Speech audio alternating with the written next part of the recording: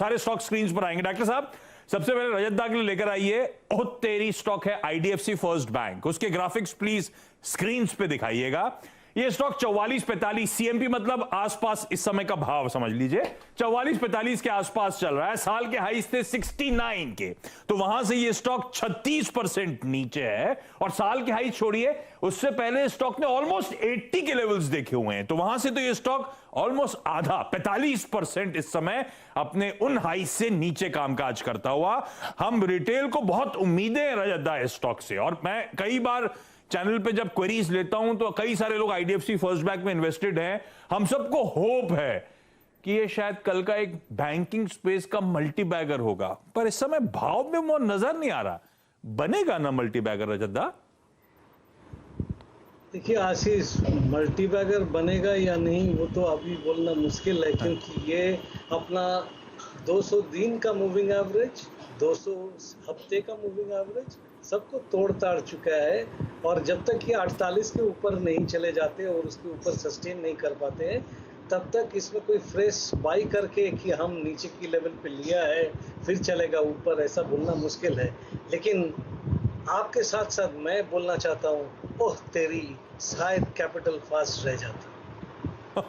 तो capital first का समय तो याद है, क्या रिटर्न्स कमा के दिए थे उस स्टॉक ने।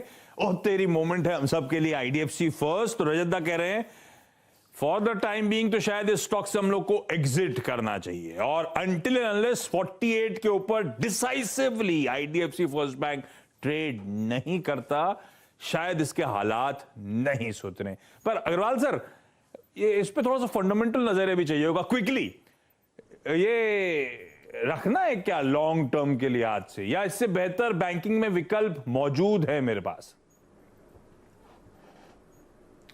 देखिए, लॉन्ग टर्म से मेरा मतलब इस स्टॉक के लिए होगा वेरी लॉन्ग टर्म। और ये क्या मतलब हुआ? 2-5 साल के लिए इंतजार अच्छा। करता हो तो हो सकता, मतलब ये हो कि 2-5 साल के लिए कोई इंतजार करने की चाहत रखता हो तो अलग बात है, बट शॉर्ट टर्म में मुझे इससे बेहतर अपॉर्चुनिटीज आपको आईसीआईसीआई बैंक या एचडीएफसी बैंक, और सबसे बेस्ट इन पूरे पायदान पे कहा जाए तो कोटक महिंद्रा बैंक पड़ता है।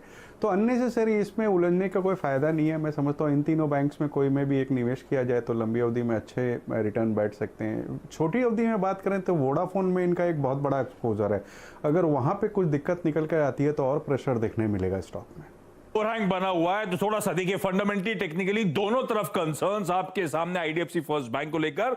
लॉन्ग टर्म, बहुत लॉन्ग टर्म, 3-5 साल का टाइम होराइजन हो सकता है एक अच्छा रिटर्न दे दे, पर इस समय पेन है और इस समय जो एक्सपोजर है उसको लेकर कंसर्न्स हैं स्ट्रीट में।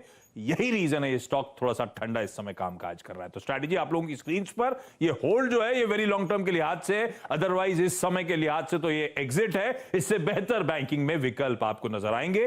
बैंकिंग की बात हुई तो एक और स्टॉक स्क्रीन पर लेकर आइएगा, बंधन बैंक। राजेश सर, ये स्टॉक के रिटर्न से पहले